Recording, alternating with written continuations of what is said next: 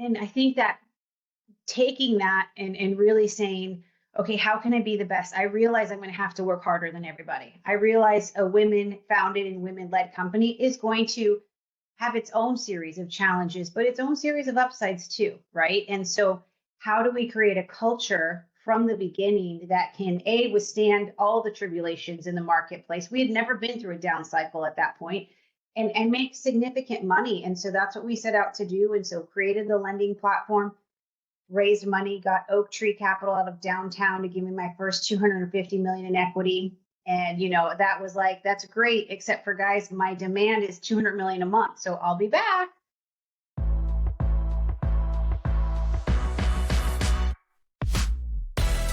Welcome back again to another episode of the Confident Mompreneur podcast, where we talk to real women from around the globe about real life difficulties and triumphs in momhood, business, relationships, health, and more. I'm your host, Kyrie, ready to give you real actionable advice to help you become the best, most confident version of you in all areas of your life. Let's get into it.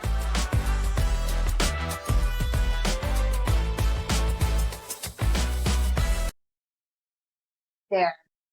Hello, how are you? How are you? Good. Well, I absolutely loved just taking a look at your document that you sent over with some of the stuff about you. So I am super excited for our conversation. I mean, I'm your true entrepreneurial story. Like, my parents came here from Cuba. My mom made it to the 10th grade there.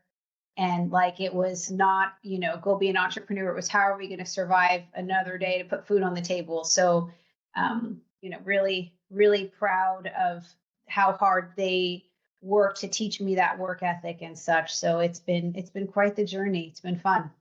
That is so cool. Yes, I would definitely love to hear about that and kind of how you've gone from, being first generation American, just, trying to make it here in America to now where you're at now, how you're supporting other women entrepreneurs. I love all of it. My hope and goal is to be able to get the story out there, if you will, because so many times people see, the end of the movie and it was all great and peaches and cream, but let's be real, as women, we need to be able to be open and honest with each other to understand what it's like to go through the challenges, right? And how do you roll up your sleeves and do that in the most effective way? And how do you still maintain that true sense of self, right? So for me, just kind of getting right into it, I was at Wells Fargo as a teller, and I saw that the groups that had the largest amounts of cash, right, that had the largest deposits were the gamblers, the tech guys, and the real estate groups. And I thought,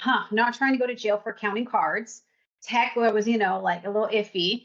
And so I thought, let me understand what these real estate groups are doing. And at the time, they were having wads of cashier's checks, right? And so they would hire kids like me at the time to go to these courthouse steps and buy these houses, $300,000, $400,000, $500,000, $600,000 homes. And I'm thinking, there's got to be a more efficient way to do this, A.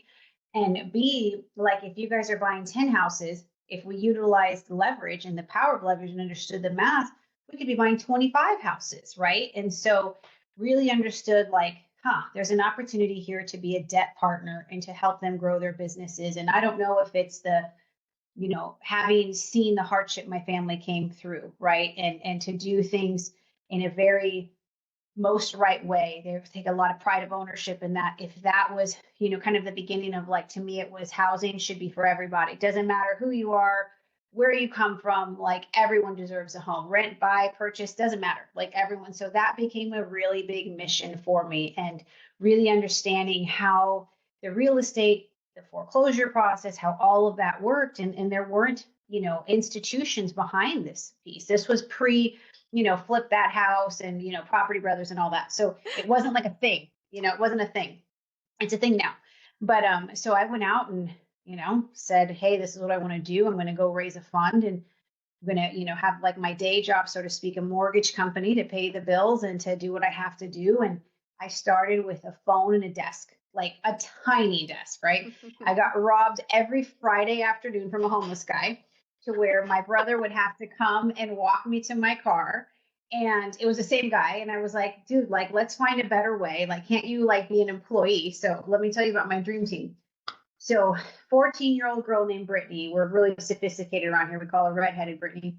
She's 14. She's working for a prom dress. And she's like, hey, can I help you answer the phones? Da, da, da, da, da.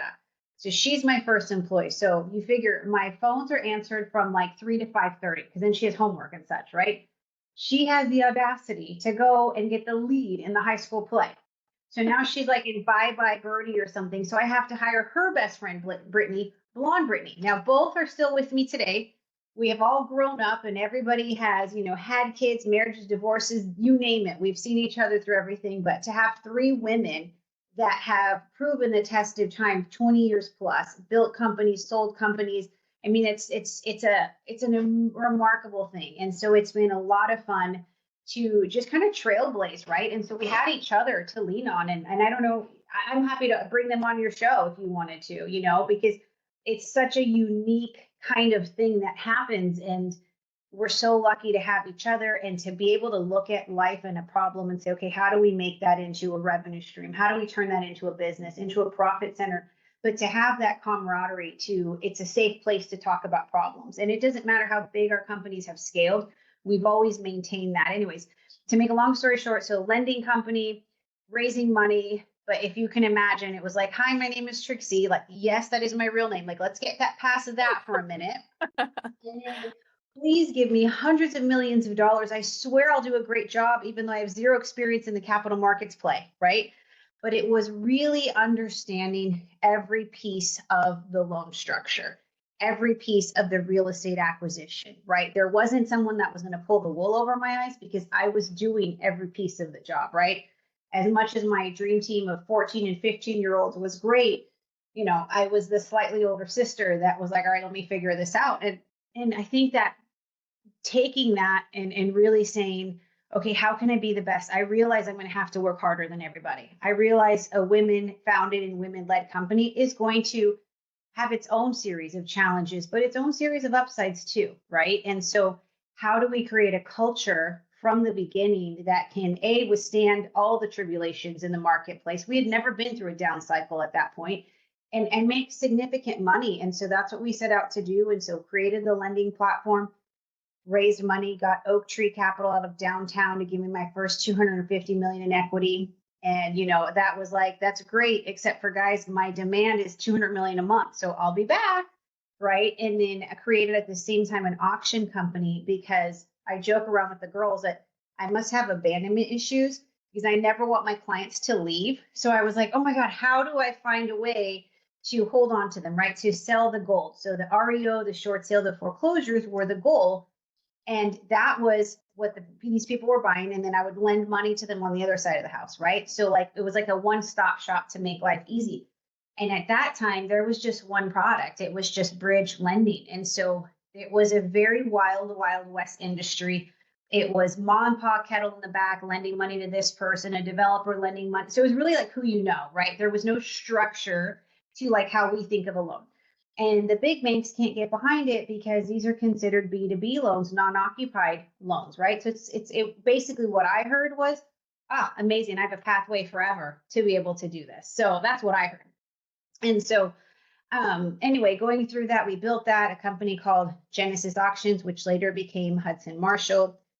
And I had Genesis Capital. So on one floor, we had the lending company, the auction company, and, call it a couple hundred employees. And life was good. It was stressful. I'm managing both. We're doing, the little engine that could. On the lending side, we go up to $1 billion.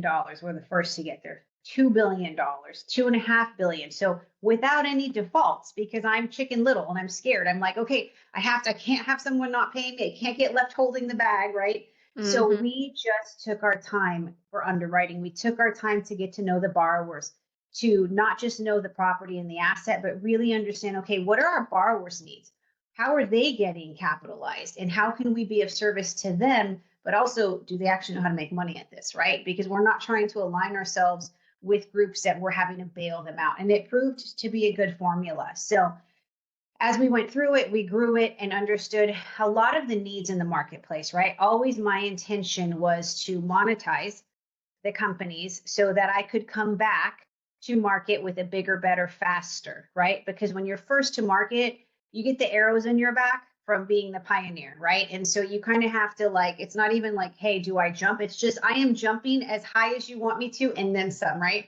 And I mean, you can imagine this was not, this was not a time when women were as welcomed in the Wall Street sector per se, especially it was like, I had to get smart. Some of these groups that I went to, I mean, I probably wouldn't go through this whole thing, but I had to bring in somebody that looked just like the people on the other side of the table. It was never going to be me.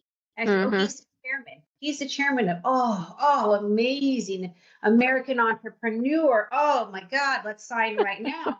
And he would say, wait, but she's the expert. And they were like, okay, but tell us how you made your gazillions of dollars. And he was like, no, but she's like, did you miss the memo? I didn't have anything to do with the real estate, right? And so just goes to show you like, okay, if you know what you're doing and you know what you're fighting against, you can band together, right? And you can and you can really do something. And so I always tell people like, do not hear no. Where there's a will, there's a way. And like, just stick to your guns on what it is you're wanting to do. And if you're not let in through the door, going through the window. Like we as women are used to juggling a lot and taking care of everybody. And if we can just kind of back to our conversation, if we can have that moment for ourselves, right? Whether it's weightlifting or yoga or whatever, you can kind of get your head on straight for the day and say, okay, this is my goal and no one is going to stop me from that. And I think that's kind of was our secret sauce, if you will. So we had the good fortune to sell both companies within 9 months of each other, one to Fidelity and one to Goldman Sachs. And that's the stuff people don't prepare you for.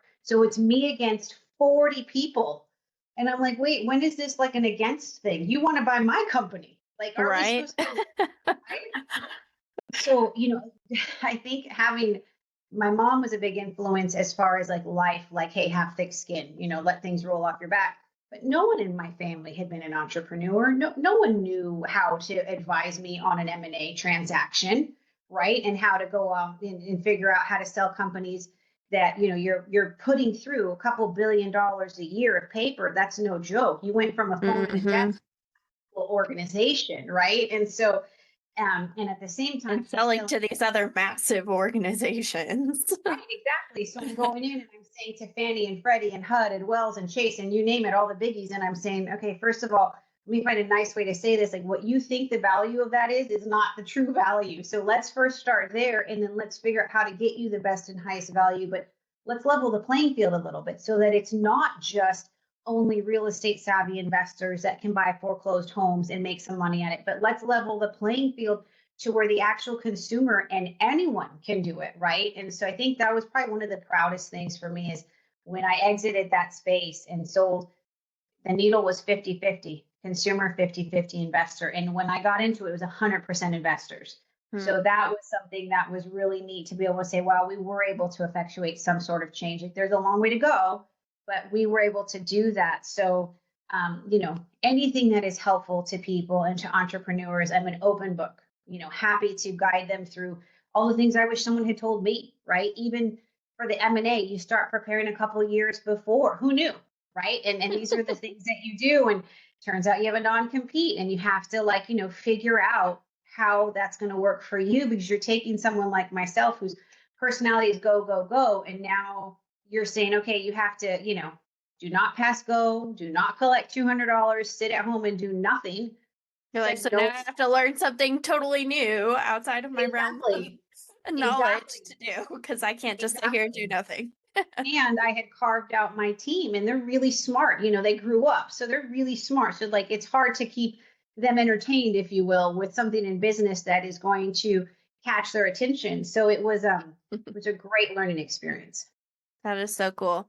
Well, and it sounds to me like you have just been a trailblazer, like start to finish your entire life, just trailblazing from being the first, American entrepreneur in your family, coming and growing up with nothing, and then, leading these companies. And like you said, being a pretty woman that shows up to these big companies where they're like, we don't we don't talk to your kind here. We want the, white guy to come in and talk to us. And being that trailblazer that's like, nope, I'm here. I know what I'm doing and I know what value I'm bringing to you. So how did you like develop that kind of hearty mindset where you're like, I don't really care what other people think. I don't care what these people are saying. Like, I'm here to do this for me and for the people that like value what I'm doing.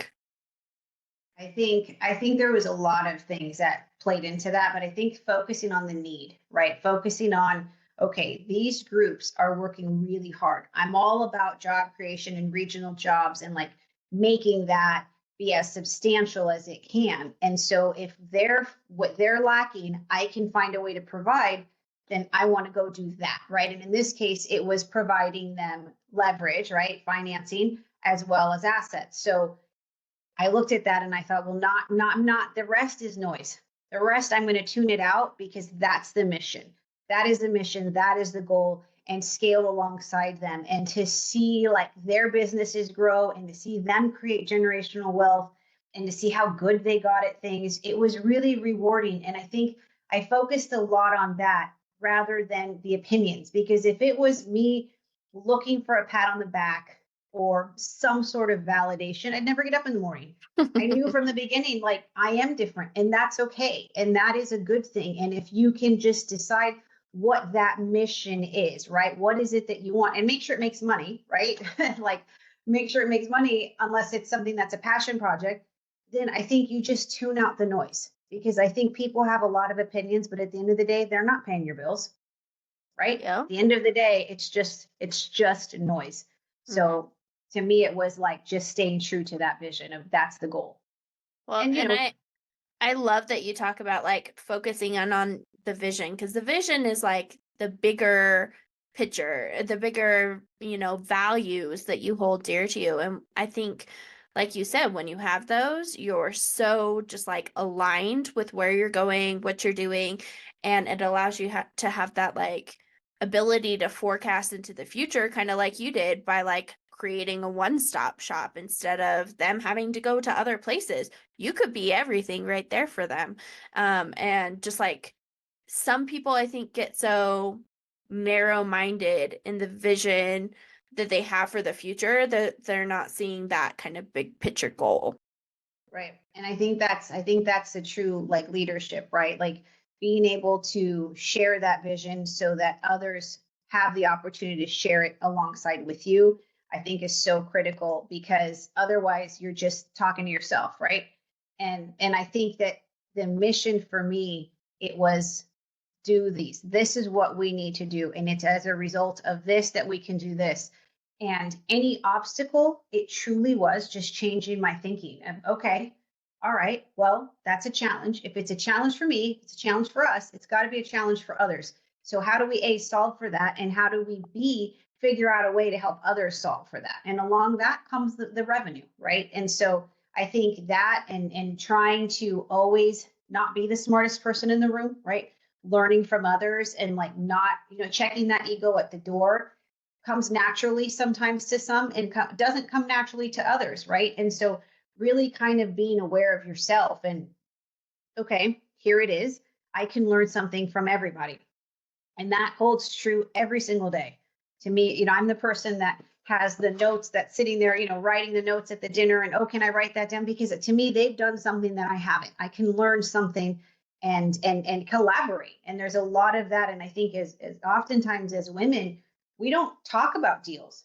We don't go to lunch or dinner or drinks and start in with like, hey, I'm working on this deal and da da da da da.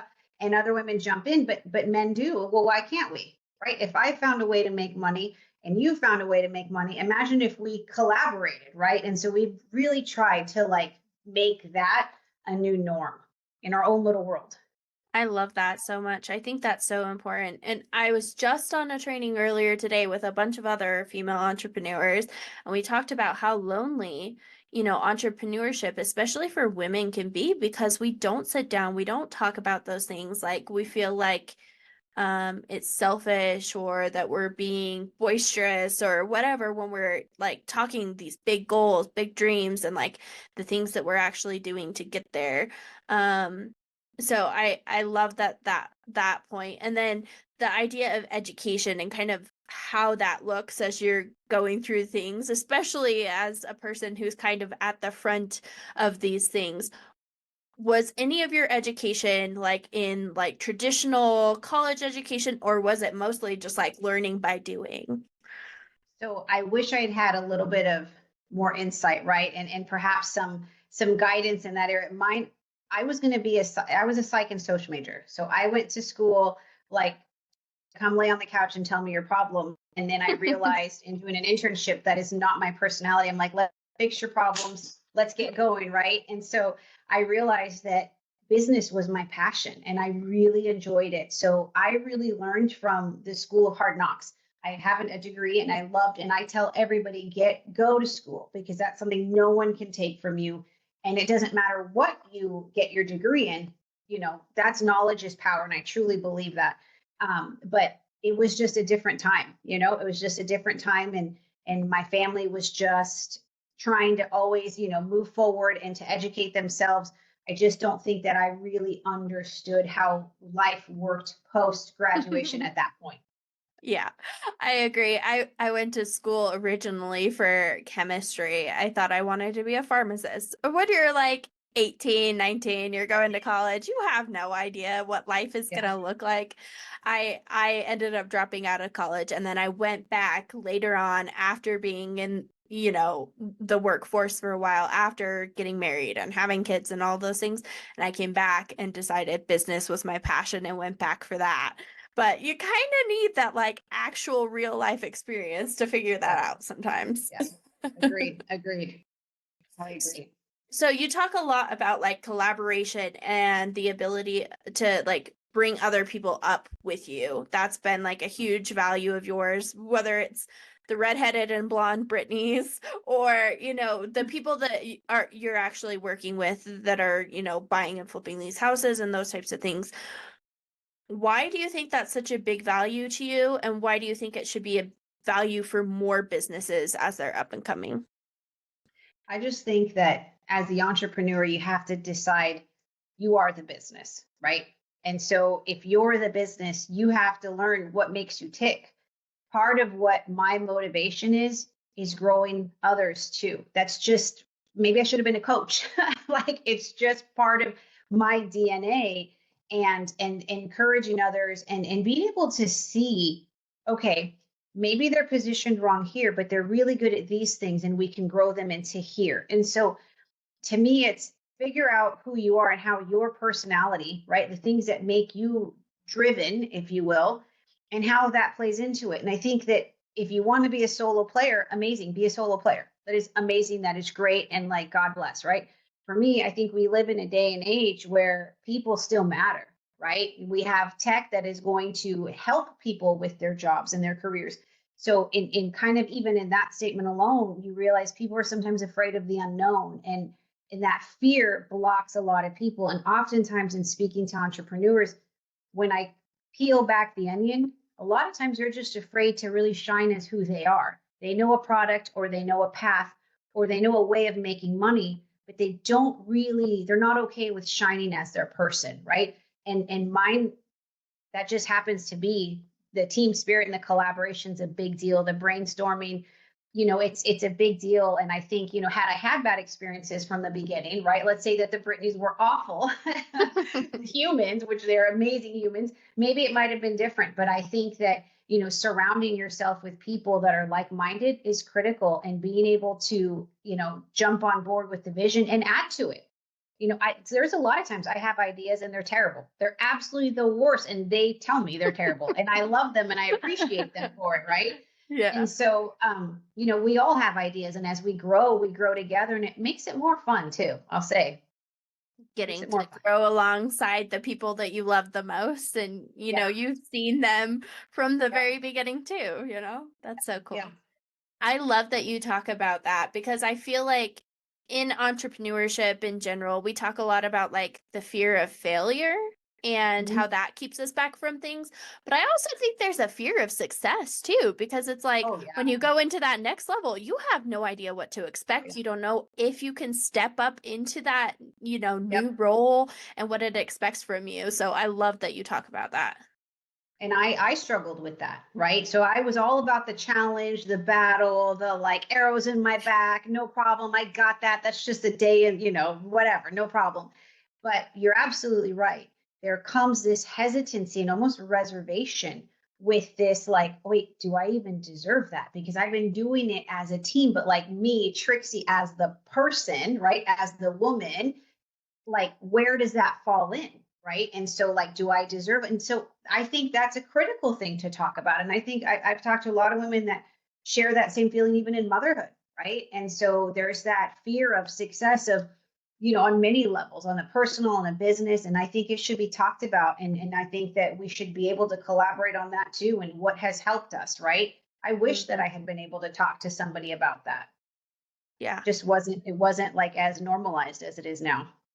Well, again, you were at the forefront of all of this, which is fun to see. So now, like, you sold the companies that you were doing. So you said there was a no complete clause, but you can't sit still. So what did you do Yeah. afterwards? So created, so I went and invested in other entrepreneurs, right? I couldn't help myself. I was restricted and I honored my non-competes to a T, even a year after. They paid me money, I honor my word, but it didn't mean I didn't want to be involved in businesses. So I learned from other entrepreneurs and invested in them. We created like almost like our own little Shark Tank, right?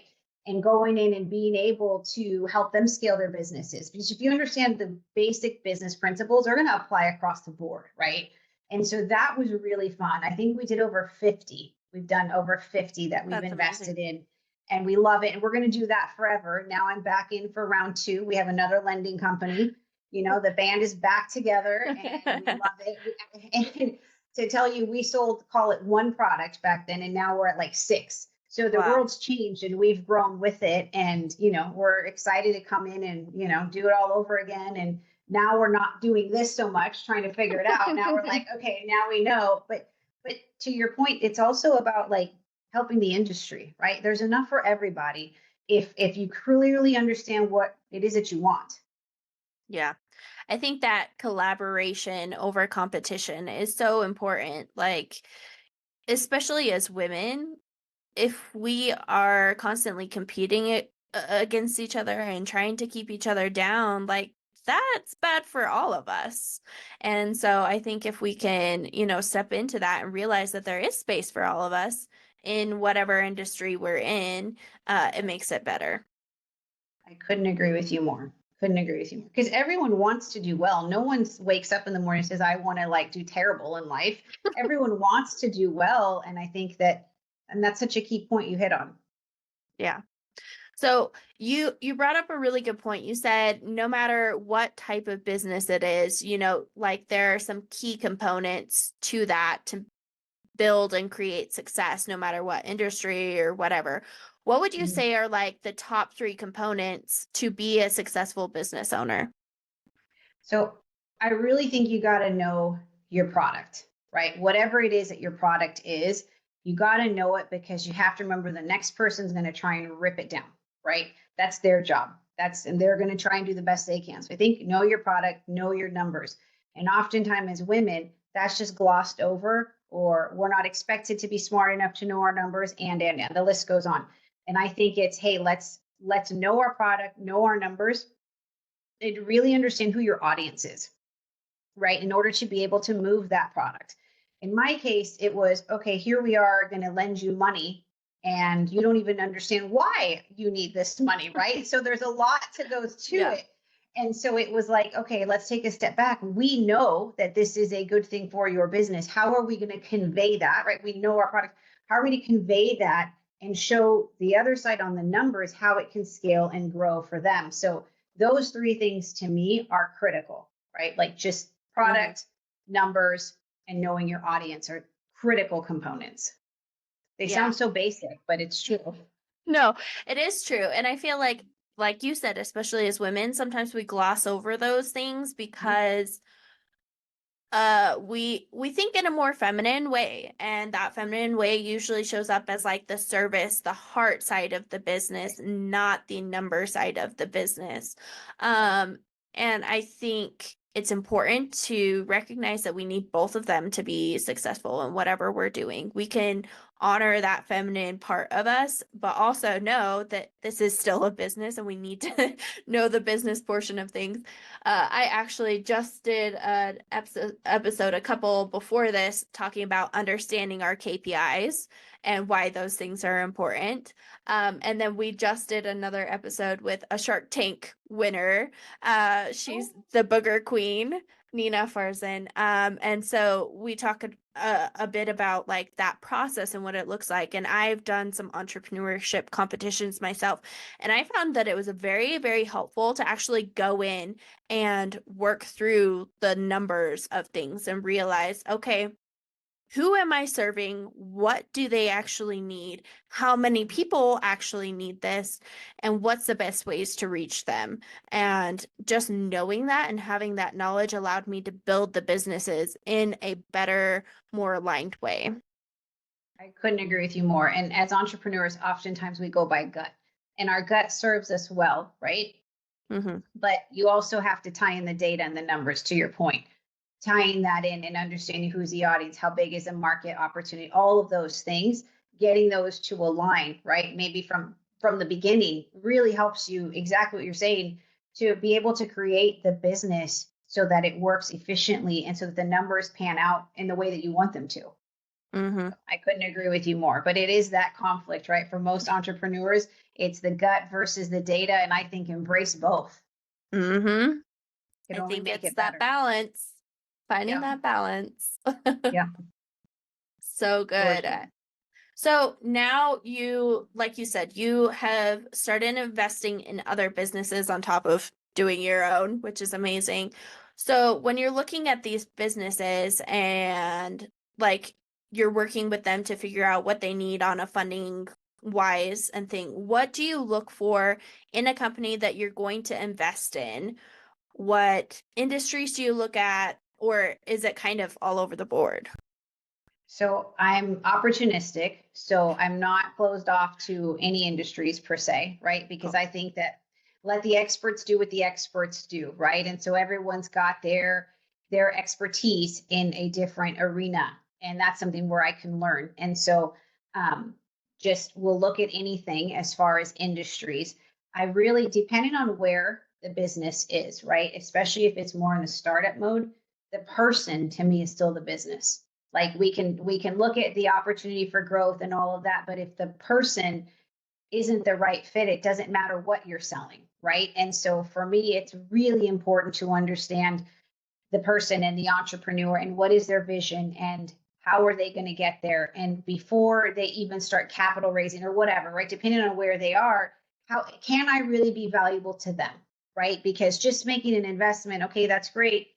That's not really where I want to be able to be as helpful as I can, right? So knowing my limitations and understanding where I can be of adding, accretive to what they're already doing because it's their vision, that makes it exciting. So I look at all of those factors. Of course, I look at the numbers and the revenues and the opportunities. I look to understand, does that entrepreneur want to keep this forever as like an annuity family kind of legacy, or does that entrepreneur want to monetize? What's the reality of that? Are there really buyers in that sector today, right? Not 10 years from now, but today, what does that look like? So I really look at the landscape. We vet everything you can possibly vet, just like anybody. But I think more than that, it becomes really, does their vision, is it something I can be helpful? Mm-hmm. I love that. And there's certain things that I'm just not the right fit for. I just can't add a whole lot of, anything to it. You're like, I know nothing about that, so I will be no help. Right. Exactly. I love that you talk about like the person behind the business. I do feel like that's something that's forgotten too, is like you as the business owner are often the face of the business, and if you're not taking care of yourself and growing yourself, your business is not able to grow and succeed either. And especially as women, I think we tend to overlook ourselves often because we're Mhm. trying to take care of everything else. And we need to take a step back and be like, okay, like we were talking about earlier, taking that time for ourselves, whether it's the hot Right. yoga or whatever, Right. is actually going to help build our business over time too. Yeah, and to be okay with that time for ourselves, right? I'm not saying that I'm going to go lay on the beach all day every day, but there are times that you need that hour or you need the break from the kids or whatever it is, right? Because we're all juggling a million plates. So making the assumption we all love our families, we all love our children, we all love our businesses, right? There's got to be something more for us to fill, our cup, if you will. And so I think like for me, I know I struggled with always putting myself last. Kids change that for you, but I waited to have my kids a little bit older in life, and that was part of my plan. When a lot of women were having their children, I froze my eggs, right? And so that's something that's not talked about. But why Mhm. why can't it be, right? Why can't it be where I can be at the right point in my life to be able to dedicate for these other people? And so all of that I think are important topics that are oftentimes just glossed over or almost tabooed because Mhm. we're expected to just juggle all the plates, do everything, show up looking like $1 million and feeling like $1 million and never have, a hard day, let alone a bad day, Yeah. and it's like, come on, that's not real life. Yep, I agree 100%.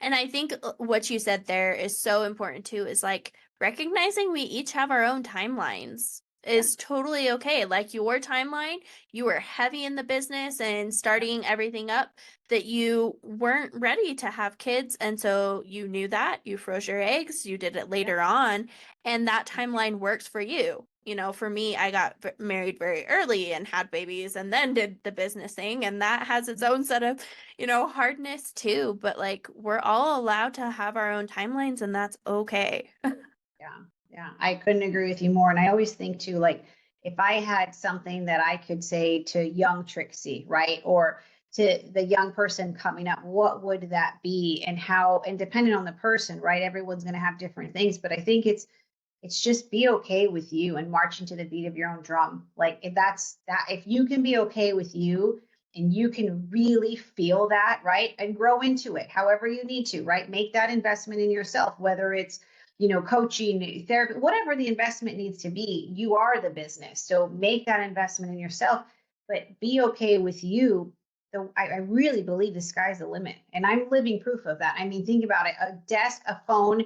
I wasn't supposed to on paper. Oh my God, I looked like the exact opposite, right, of what it was supposed to be. And it was just okay, but let me go and become the best that I can at it, right? And I tell women, I tell any aspiring entrepreneur, just go and be the best at it that you possibly can and never, never, ever doubt that that you can and should be doing it. Hmm. I love that so much. And that speaks so much to what we do, like what our vision is at the Confident Mompreneur is like having that confidence in yourself to be able to walk in and say, I can walk to the own beat of my drum. I can do these hard things. I can be in these spaces that maybe other people like me haven't been before. And I'm going to rock it. Like, Yeah. that's so powerful. Yeah, and it's challenging. Motherhood is such a great thing. Being an entrepreneur is such a great thing, but all of it has its you pay the piper. All of it has a price to it, so to speak. And I think that the more that we could share amongst each other what helps, right? It takes a village, and how that can be helpful. And oh, this worked for me, and that might not work for the next person, but something that they do might work. And I think that just being transparent rather than trying to like puff our chest and say like, look, I've got it all together. No one does. No one does. We're just trying to be as effective as we can across 30 different platforms. you know Yep. Yep. What has been one of the hardest things about transitioning from just running your business to now being a mompreneur and trying to juggle all of those things? Oh my God, the mom guilt, right? The mom guilt is just like, it doesn't matter how many hours you spend with your kids or don't. I think it's just in the back of our head, right? It's constantly there. And I think that being able to quiet that and to really say, okay, I want to be intentional about the time that I'm here, and little things like calendaring things and being as organized as I can with them for them. But I think that the hardest challenge is forget even the judgment that you face, right? I can't forget that piece and forget the the juggling act. It's just, I think, the mom guilt, because you want to be everything for these, little people that you're responsible for, and you want to do it, but being able to juggle that with, okay, there's other things I've got to do that help form the path that they can see. Look at my mom, look what she's doing, right? And know that that's an amazing thing and look at it with pride. So when I have that, I stop and calm myself down, like, okay, let's take it down a notch and let's be real. And what can I do for this immediate, I might be missing them or whatever, right? Let's say you have to travel for work or what have you. We know the house is in order. We know that they're being taken care of, but how can I be intentional about the time with them? And then also, what am I teaching them for their life, right? 20 years from now, what do they think of women in business? Did they see a mom that's all stressed out and angry, or did they see a mom that's like, I love what we're doing. Yeah, it has our challenges, but hey, let me be transparent with you. Let's figure it out, because that's what life is. And I try and be cognizant of that as best as I can, but it's a struggle. Every day. And Every mine day. are 4 and 5. So mine are still littles. They're 4 and 5. Very little, yeah. Yeah, it's so hard, having that mom guilt and feeling pulled in multiple directions. But I love that you put the spin on it of what am I teaching them through this, and how can I be intentional with the time that I do have in this? And I think those are two really important things for any of the mompreneurs out there to really tune into. So I love those. So good.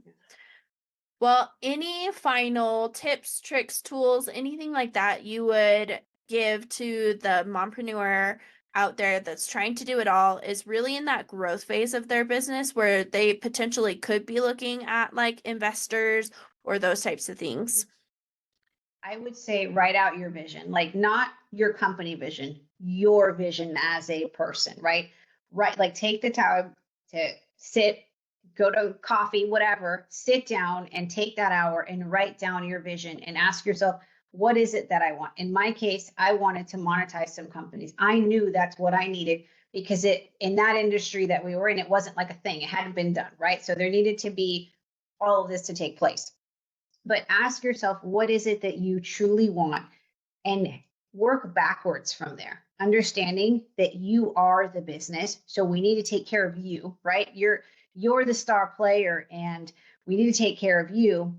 Understanding where you want to go, then you can work backwards. And I think that comes into play with everything, because then you know the type of capital you want to raise. Because if you're looking for an exit versus whatever the situation may be, there's different types of buckets of capital that you're going to want to raise, and you're going to know intuitively the vision is this. I'm not going to take the first deal given to me just because I think I can't get another.